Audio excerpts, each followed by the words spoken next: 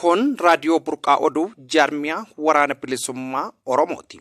Akkam jirtu dhaggeeffattoota keenyaa kabajamoo har'a hagayya 29 raadiyoo burqaa oduurraa oduu isinitti hima an urjii sabaati. Waraanni bilisummaa Oromoon duula abdii tokkummaa fi bilisummaa labseen bakkoota adda addaatti tarkaanfii humna diinaa irratti fudhatu jabeessee itti fufee jira. Haaluma kanaan hagayya 26 bara 2024 ona liiban cuqqaalaatti tarkaanfii laalessaa fudhateen waraana mootummaa Itiyoophiyaa hedduu du'aaf madoon adabuu isaa eejensii burqaa oduutti himee jira. Bifuma wal fakkaatuun waboon hagayya 27 bara 2024 Arsii Bahaa ona Zuwaay Dugdaatti lola taasiseen injifannoo boonsaa galmeessaa jiraachuun beekame. Lola geggeesse kanaanis loltoota mootummaa Itiyoophiyaa hedduu adabuun kasaaraa jajjabaa irraan gahaa jiraachuus beeksisee jira. Lola taasise kanaan humna diinaa 24 du'aan adabuun 18 ammoo madoo fayyaa hin qabneen adabee jira. Meeshaa waraanaas dugda diinaarraa hiikuun mooraa qabsoo bilisummaa Oromoof galii taasise.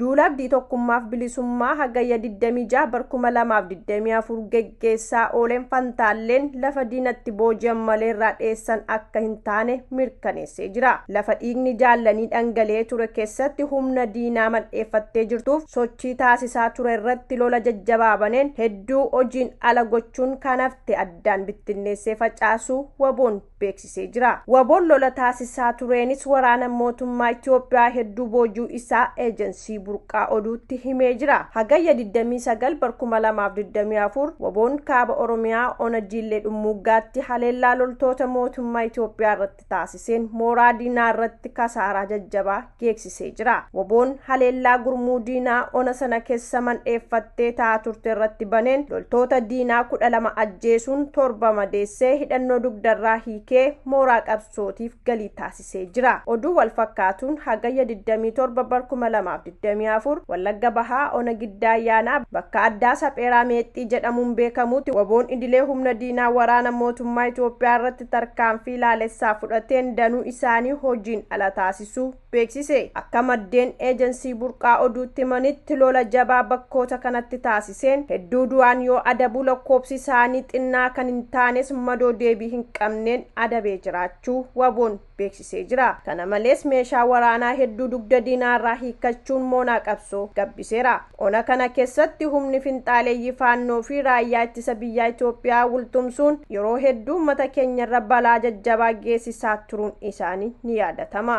Hordoftoota keenyaan raadiyoo burqaa oduurraa kan guyyaa har'aaf qindeeffanne kana gammaa ture.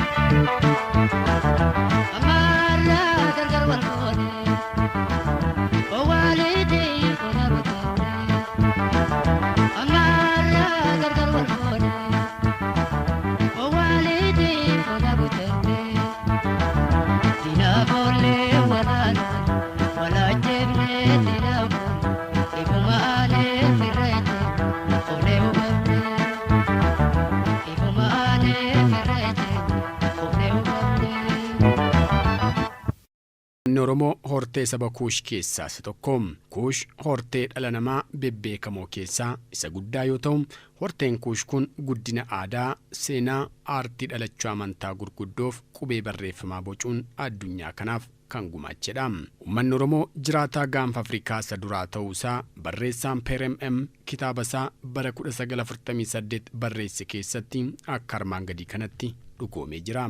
Gareen warri amma seem yookaan semeetikii ofiin jedhan dhiibbaa walitti bu'insa adda addaan Arabiyaarraa kaanii rakkina uumameerraa of baraaruuf galaana diimaa caanii yoobaa Afrikaa Aksuum gaan kan naannoo sana jiraachaa tureef isaan simate hortee Kuush keessaa uummata Oromooti jedha. Uummanni Oromoo dhaloota Kiristoos dura barkuma yookaan miliiniyamii sadaffaa jalqabee naannoo baddaa amma Itoophiyaa, Sudaan Bahaa fi Kaabaa jedhamu kana kan jiraachaa ture yoo ta'u, boodas waraana babal'ifannaa warra Absiiniyaa jaarraa 14ffaa keessatti raawwateen baddaa Shawaa kanarraa muraasni isaa gara kibbaatti gadi godaanee hanga jaarraa 16ffaatti qophii lafa ofii deeffachuu taasisaa ture.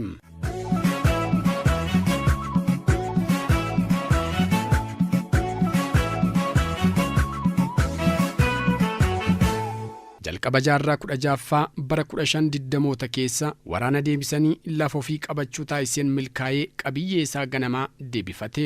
Namni biyya Poorchugaal maqaan isaa Francisco Alveras kan bara 1520 hojii abuuraaf yookaan tiraaveler Itoophiyaa dhufee ture, Oromoonni kaaba Itoophiyaa hanga galaana diimaatti jiraachaa akka turan argaa dhageettii isaarraa ragaa ba'ee ture. Innis akkas jedhe. Yeroo nuti kaaba Itoophiyaa geenye namni biyya sana bulchaa ture Doorii yookaan Baayira Nagaash nama jedhamu ture. Yeroo gabaabaa booda Dooriin du'ee aangoo gara ilma isaa kan maqaan Bulaa jedhamutti darbe. Yeroo aangoo irra ba'u umuriin Bulaa naannoo ganna 12 ture. Kanaanis jaarraa 16ffaan gadhuma jaarraa 19ffaatti diinota isaa hunda mo'ee daangaa isaa kabachiisee gareen muraasni mootummaan of gurmeessee kan hafe immoo sirna gadaasaan wal bubbulchaa ture. haa ta'u malee dhuma jaarraa 19ffaan booda humni gita bittoota Absiiniyaa humnoota alaaf meeshaa waraanaa isaan irraa argateen deeggaramee humna Oromoo cabsuu danda'eera. Weerara lammaffaa kanaanis aadaa fi sirna bulchiinsa gadaa isaa akka laafuuf badu taasifame. Bu'uura jiruuf jireenya dhala namaa kan ta'e lafti isaa ni saamame. Uummanni Oromoo uummattoota hortee Kuush keessaa isa tokkoo fi isa guddaa yoo ta'u, hanga ammaa duudhaalee uummata kanaa qabatee kan jirudha. Haa ta'u malee warri seenaa ragaa hin qabne barreessaa turan seenaa dhugaa dabsuun eenyummaa uummata kanaa awwaaluu fi dukkaneessaa turan. Isaan seenaa Oromoo dabsanii barreessaa kan turan akkuma jiranitti ta'e faallaa isaanii kan dhugaa barreessan laalla. Finfinnee, Finfinnee, yaa Finfinnee, Finfinnee, yaa Finfinnee, Finfinnee, yaa Finfinnee, mata burqaajine kan waaqni nu kenne, ansarraa fagaachuun mataane Finfinnee. Akka kitaaba Taabor Waamii kan bara 2007 maxxanse keessatti ibsametti qaroominni Misiroota durii yookaan Ancient Egyptian Civilization qaroominaaf seenaa Oromoo waliin akka wal fakkaatan ibsameera. Innis uffannaan abbootii gadaa fi mallattoon aangoo warra Kuush yookaan Misiraa kan dhagaa irratti bocamee argamu wal fakkaata. Mallattoon aangoo kan warri Fara'oonitti gargaaramanii fi kallacha abbootiin gadaa Oromoo adda isaanii irratti godhatan wal fakkaata.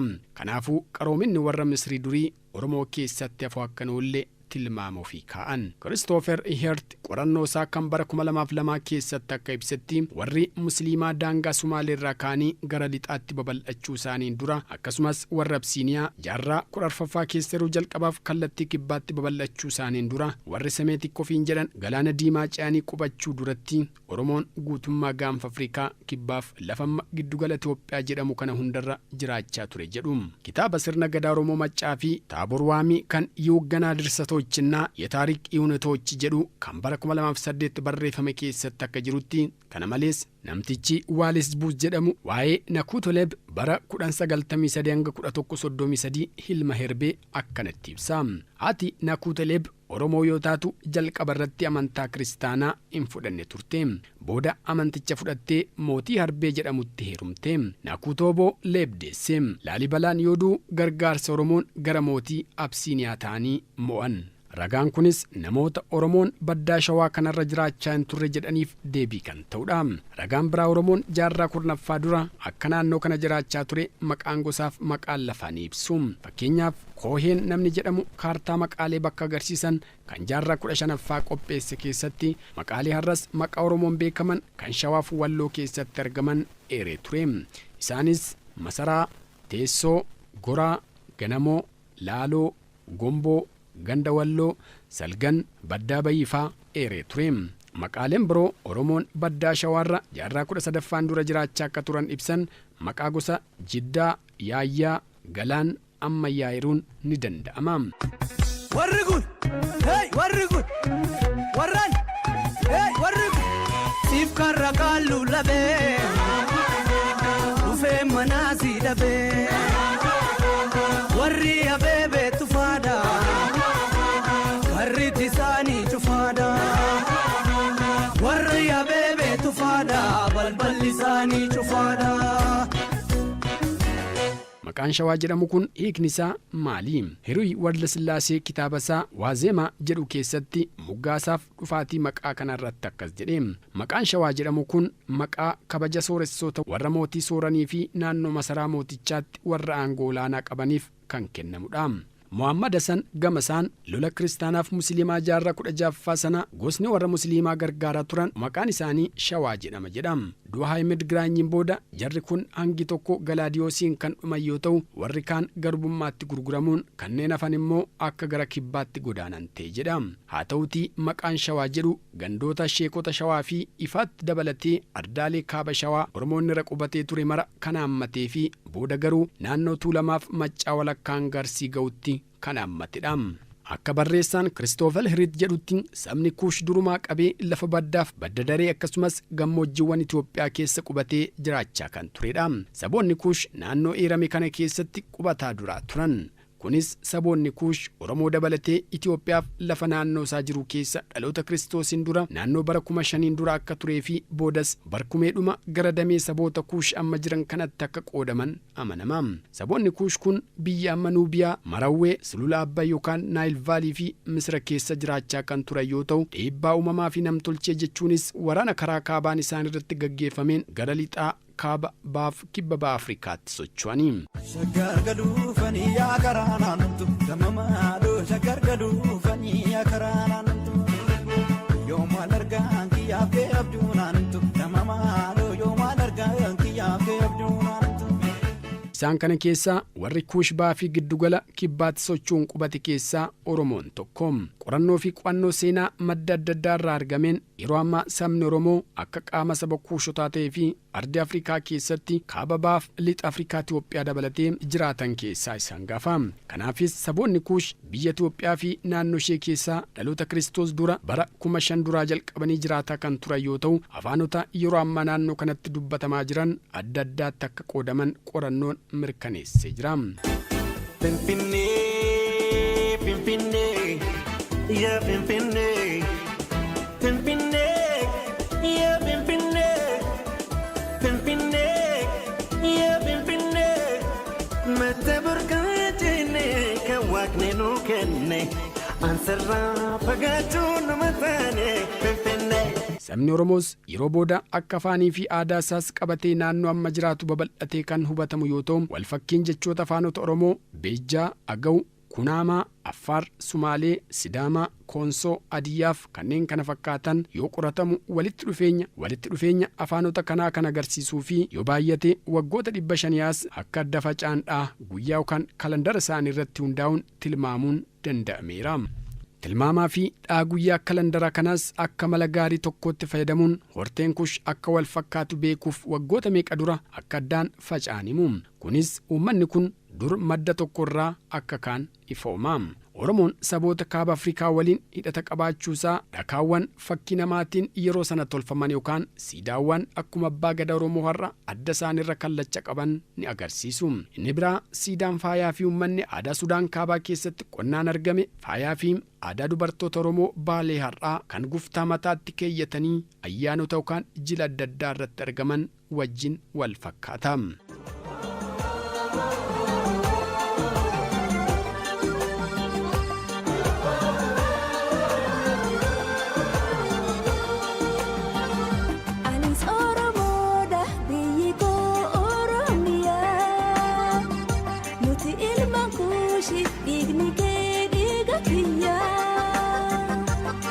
اسمي نوبي وفي الجنوب كان الميلاد عنواني بيتي ونوبة بيت عزي وامجاد.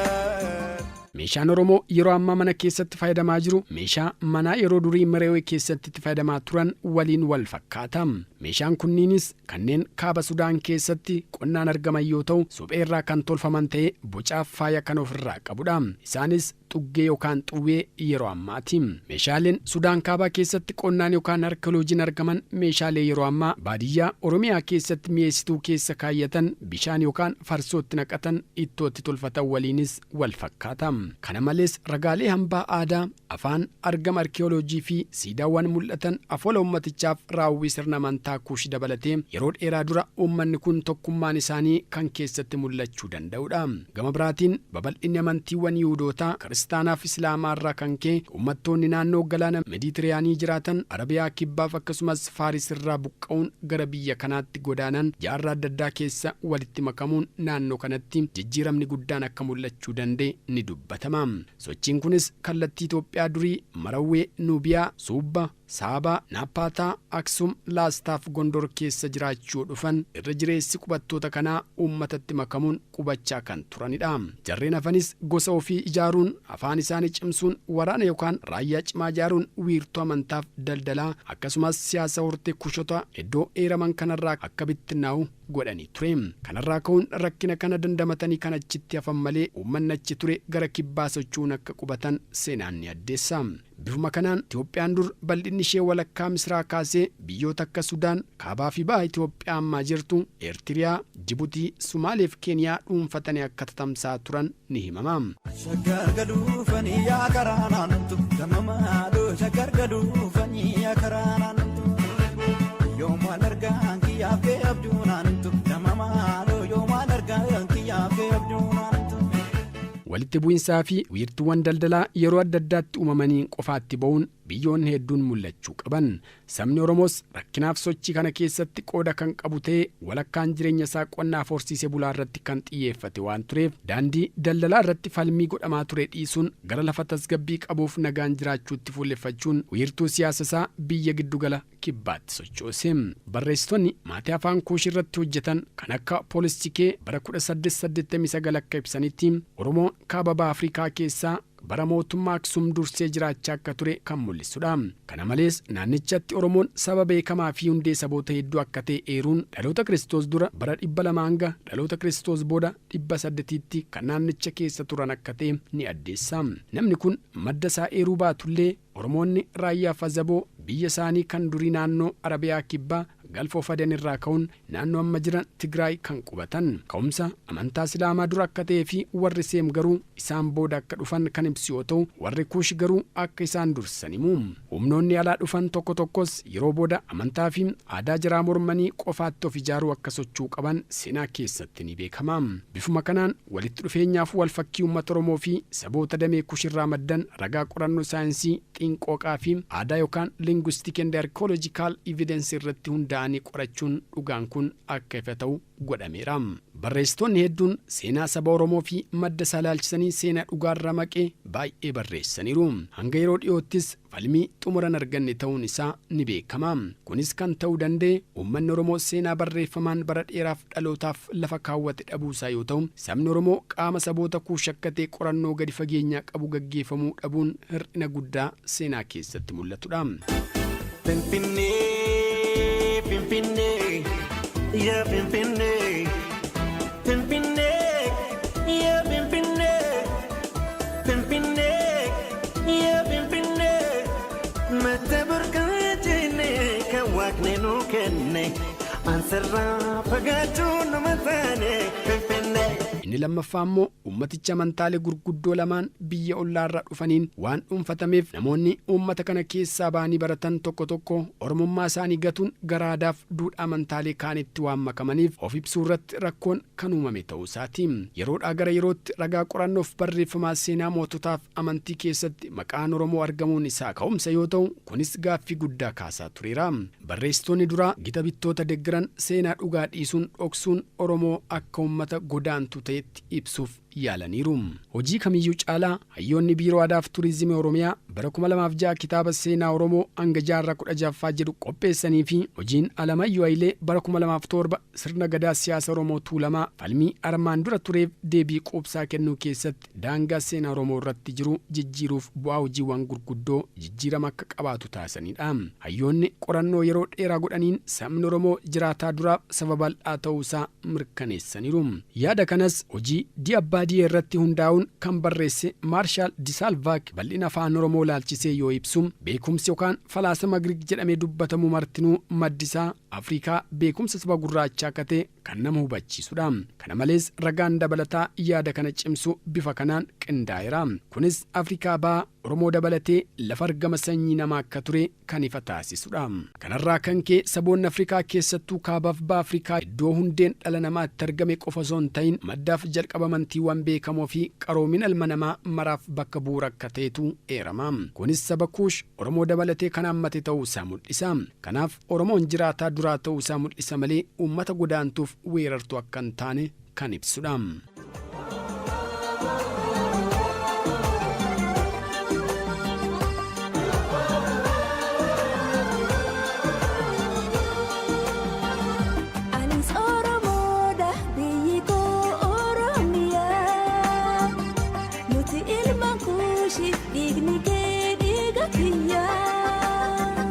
أنا اسمي نوبي وفي الجنوب كان الميلاد عنواني بيتي ونوبة بيت عزي وامجاد. kabajamtoota dhaggeeffattoota keenya seenaa Oromoo fi hundeeffama magaalaa Finfinnee jedhu kutaan tokkoffaa kanumaan gammaatti dhaggeeffattan kana kutaan lammaffaa torban itti fufa.